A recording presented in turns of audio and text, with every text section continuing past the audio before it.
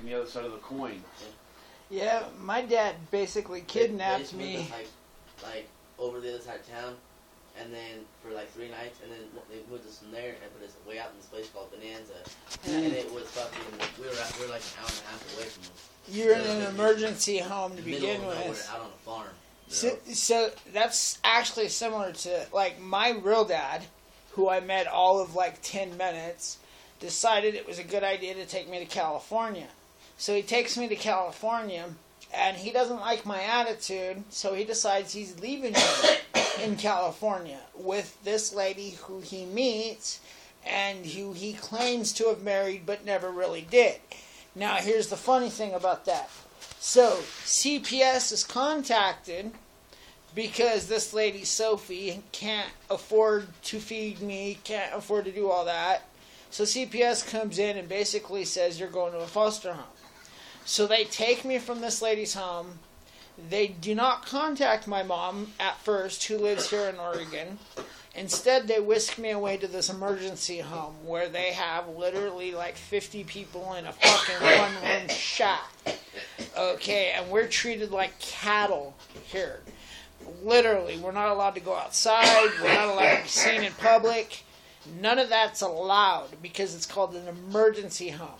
A lot of these kids have been took from their parents, and they're afraid their parents are going to come back and try to take the kids back. Okay, so this was my very first time into the foster care system.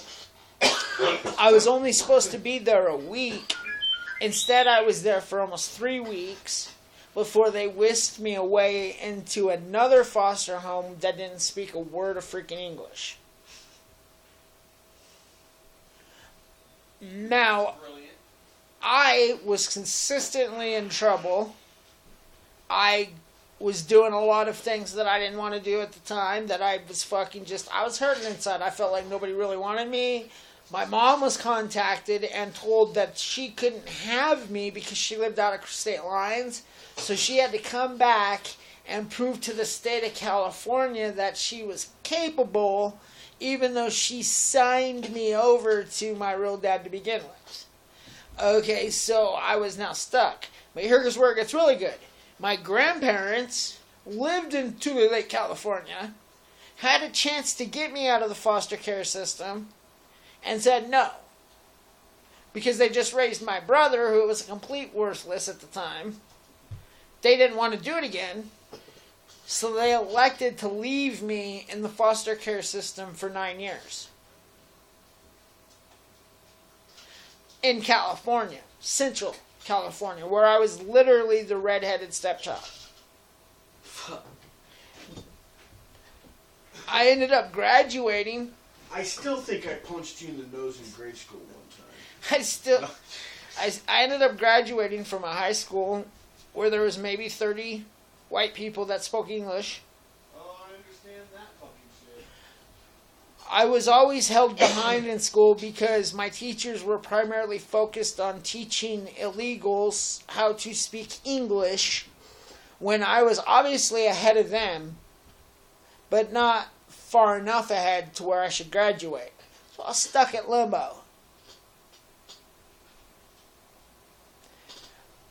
I was inside a community that had both the North Daniels and the Sur Daniels. Fuck. Love that shit. My family reunion consisted of bullet shots, hospital visits. My family shot itself. The family that finally adopted me, with quotation marks there, okay, literally has a family feud, gang war, almost every time they get together for a family reunion. I've seen firsthand drugs.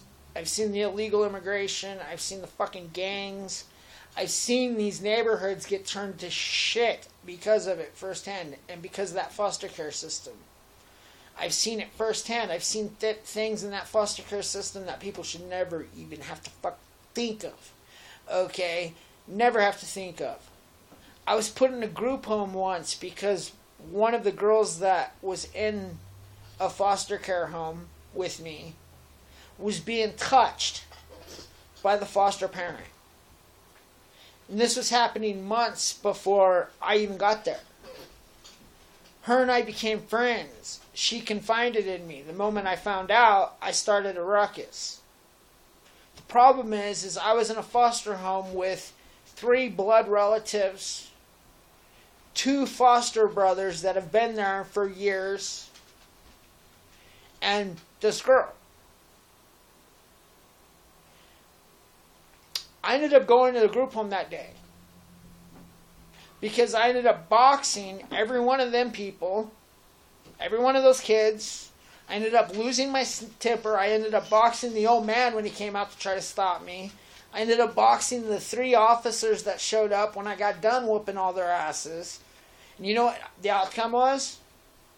She stayed there and I got ripped away.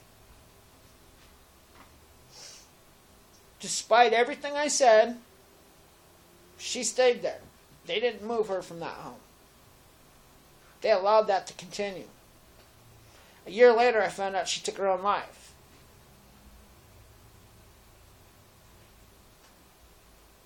So when I see this thing and I see this firsthand, I see that environment. That's California. I grew up in that home.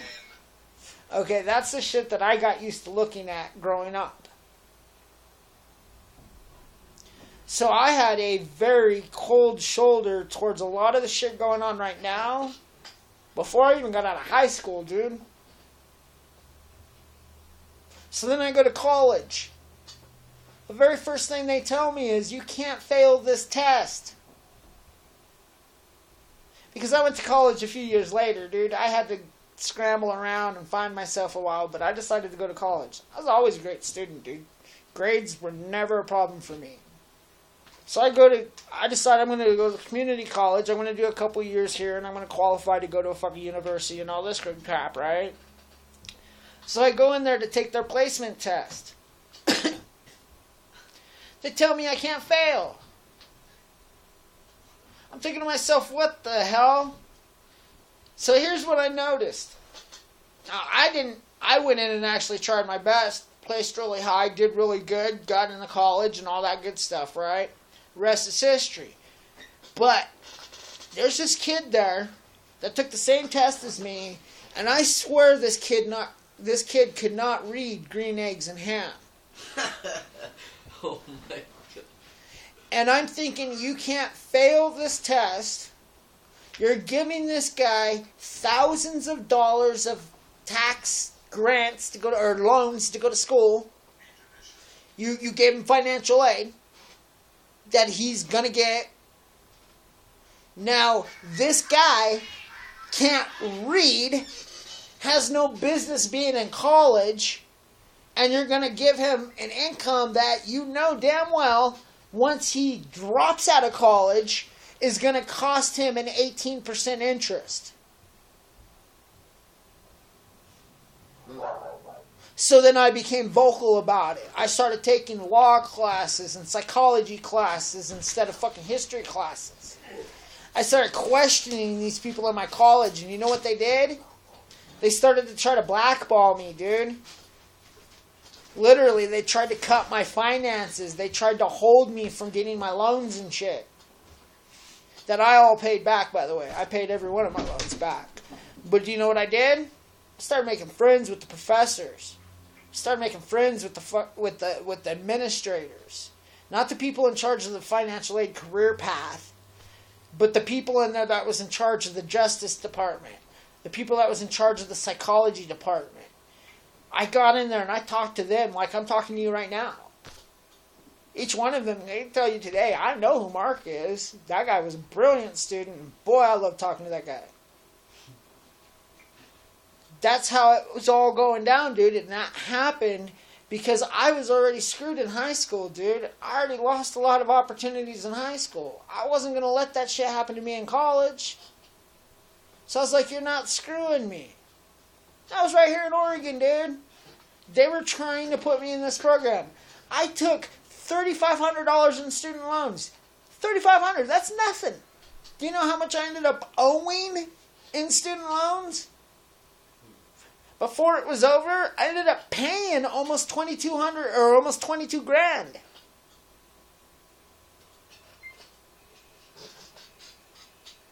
So here's what else. They refused to give me my books the final term that I went to college.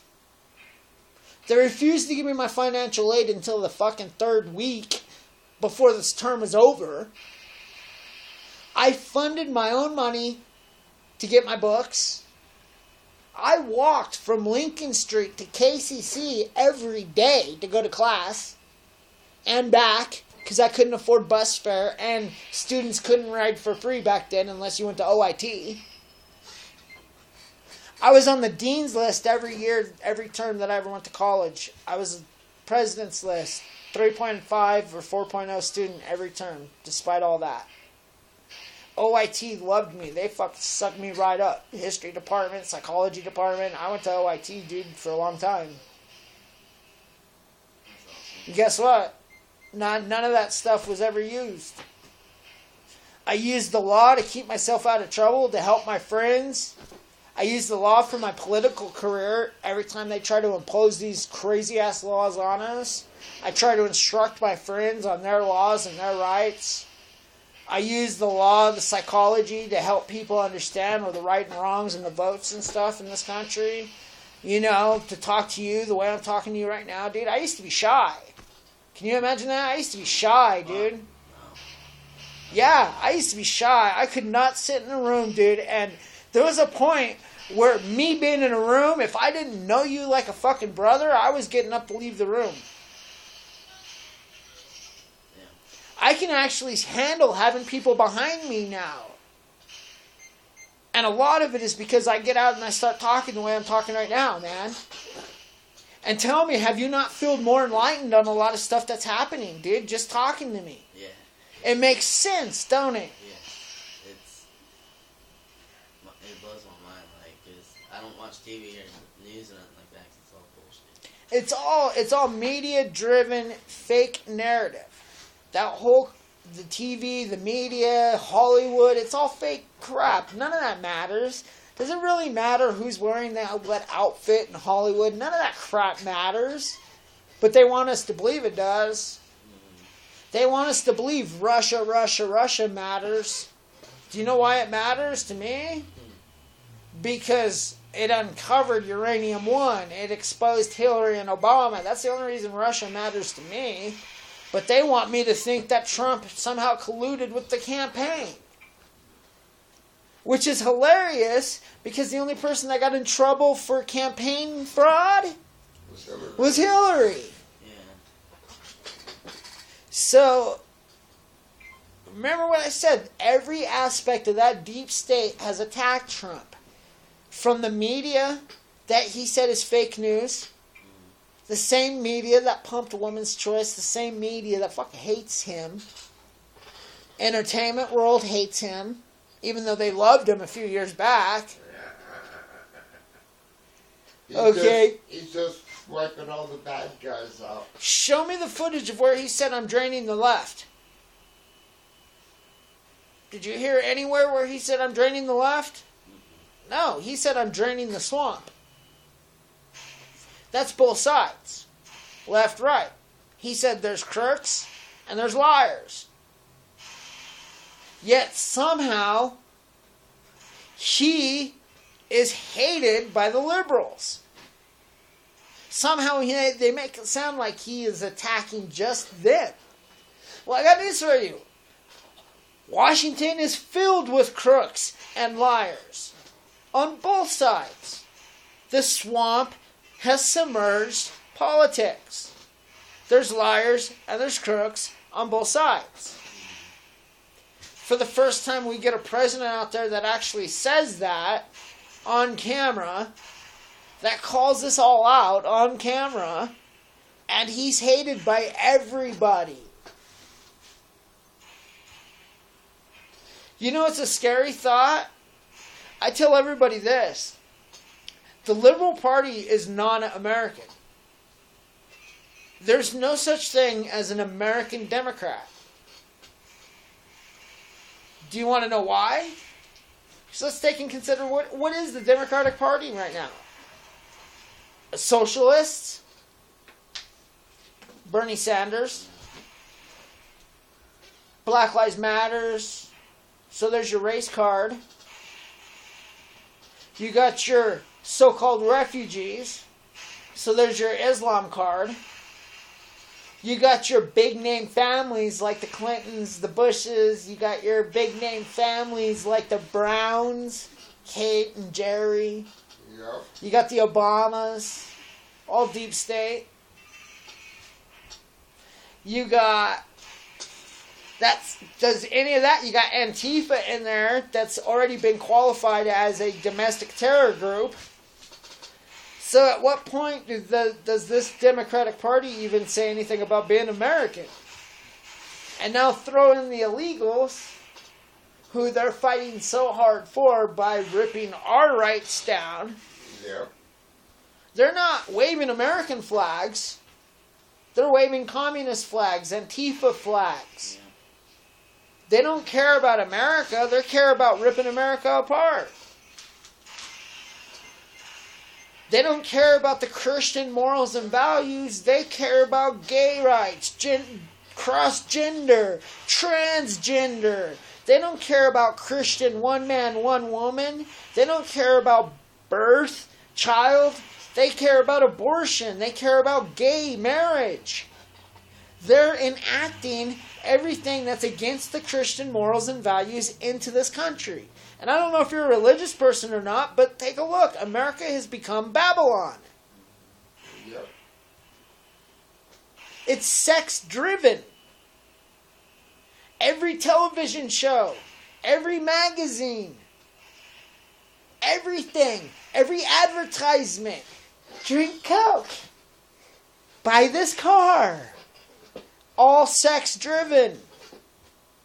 With the idea that you can sleep with whoever the hell you want to sleep with. Because tomorrow morning you can take a pill. That's the morning after pill. And if you don't want to do that, then come on down to the clinic. Because here in Oregon, we give free, full-term abortions.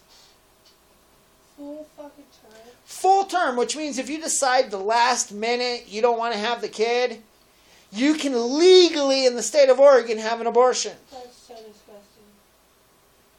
Yep. So let me ask you, what part of this says America? These are the liberals, this is the Democrat Party that I'm oftenly debating with, oftenly arguing with. They say that I'm not American because I believe in pro-life. I'm not American because I believe in a border wall to separate America from every other country in the world. I'm not American because I believe in my rights before the rights of people who have invaded my country.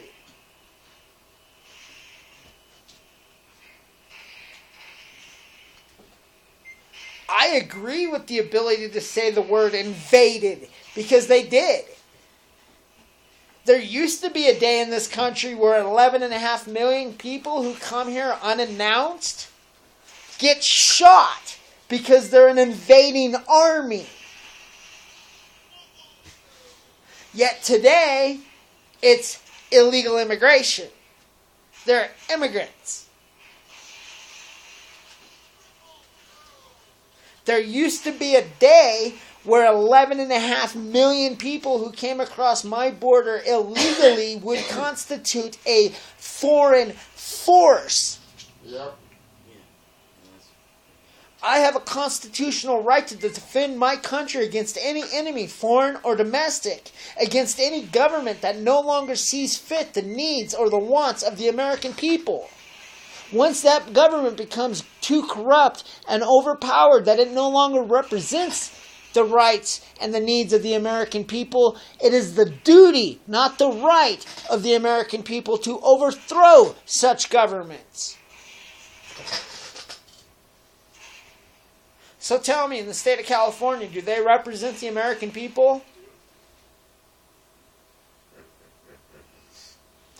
So why isn't the United States federal government stepping in and say you no longer represent the American people? You are removed from office. You have been stripped of all your government power. You no longer speak for Americans. and I'm going to install voters' rights, defraud against you and everything you've done in your political career. And why isn't the government stepping in and taking back these cities of sanctuary?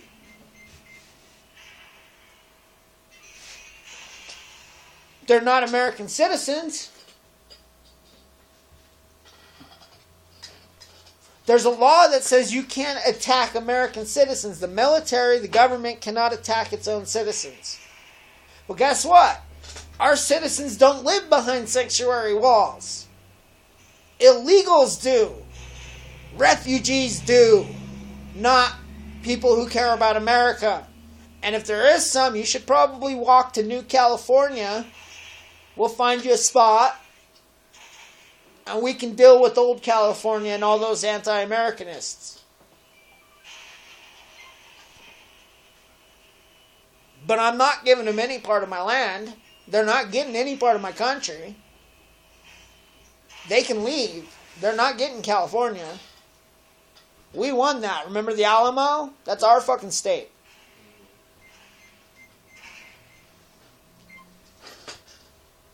I love political incorrectness. I think that's one of the greatest things that got Trump elected. It's the ability to say his mind and not care. Yep. He was too much like us. Yeah. And that's the simple fact. And that's why they're trying to squash him. Because the American people relate to him. Yep.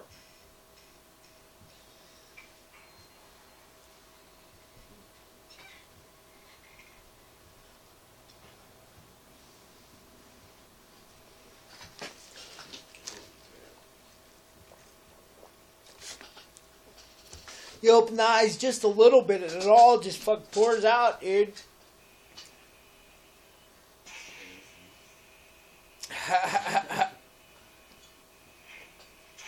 That's American subversion, dude. It's been doing it since the beginning.